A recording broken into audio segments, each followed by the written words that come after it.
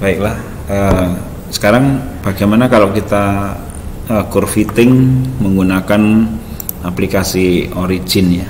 Origin ini juga punya fasilitas untuk curve fitting yang non-linear, dan kelebihannya adalah validasinya model itu menggunakan R-square atau koefisien determinasi dan ANOVA ya. Jadi itu yang membuat berbeda dengan Polymath ya. Sekarang kita di Polymath ini di Origin ini tidak bisa seperti Polymath. Jadi di sini menggunakan kode X1 sampai X berapa gitu ya. Ini untuk independen dan Z adalah untuk yang dependent. Makanya kalau nanti di sini kita buka sheet baru, otomatis di sini XZ ya. Maka harus kita tambahkan, kita kan memerlukan 5 kolom ya, berarti kan kita tambahkan lagi 3 kolom. Maka caranya adalah tinggal di blok, kemudian di sini add new column. Add new column, nanti kita bisa tambahkan mau berapa kolom yang ditambahkan. Kemudian kita juga bisa mengubah-ubah jenis kolom ya. Ini kan dependent variable, berarti ini harus Y dan ini harus X. Maka 4 ini harus kita blok, kemudian klik kanan, kita set sebagai X ya, karena itu adalah independent variable. Nah, kalau yang ini otomatis RT-nya kita tempatkan di dependent ya. Jadi seperti itu. Kita juga bisa ubah-ubah, ini mau X, mau Z, mau Z, jadi seperti itu. Nah, baiklah, data-data yang ada di persamaan tadi kita pindahkan ke sheet yang ada di Origin ya. Kemudian kita blok dulu yang mau kita analisis, kemudian kita klik analisis. Di sini ada fitting, kita pilih yang non-linear curve fit. Kita open dialog. Nah, kita tunggu. Nah, nanti di sini kita membuat kategori dan function ya. Kategorinya bisa kita membuat sendiri, new, atau saya menggunakan yang sudah ada misalnya ya. Kemudian functionnya, nah ini harus kita masukkan function yang baru ya. Misalnya saya bikin functionnya misalnya rate of reaction 3 misalnya begitu ya. Kemudian kita klik next ya. Nah, di sini kita setting tadi independennya apa aja, dependennya apa aja, dan parameter model yang mau kita tentukan apa aja ya. Nah, parameter modelnya tadi sudah ada 3 jelas ya. Ada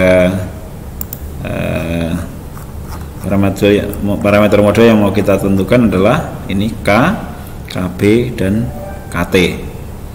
Maka di sini ya kita tuliskan aja K, KB, KT ya, ada 3. Kemudian independent variable-nya ada 4 tadi ya, ada 4 kolom yang di depan, X1, X2, X3, dan X4.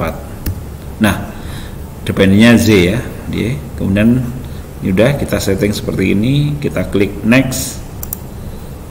Nah, sekarang kita masukkan tebalan awalnya, kita masukkan aja seperti yang ada di buku gitu, untuk memeriksa sama atau tidak ya. Ini 1,4. Di sini adalah 1,03 ya. Nah, nanti dari sini hasilnya sama atau tidak ya. Nah, sekarang kita masukkan persamaannya. Y sama dengan, kita masukkan tadi K ya. Jadi persamaannya seperti ini ya, K. Ini adalah X1, H2 itu adalah X2, X1 ya. X2 kali X1 ya. Kemudian PB itu adalah X4 ini ya, KB X4, KT ditambah KTP X1 ya. Jadi kita masukkan seperti itu. Kita masukkan aja K kali X2 kali X1 dibagi dengan 1 ditambah dengan tadi KB kali X4 ditambah dengan KT kali X1. Nah, Kemudian ini udah benar, pastikan itu benar. Perhatikan harus pakai tanda kurung paling aman. Next, next, next lagi, next, finish. Nah, kita tunggu, baru klik fit. Nah, kita klik fit. Oke. Nah, kita udah selesai ya.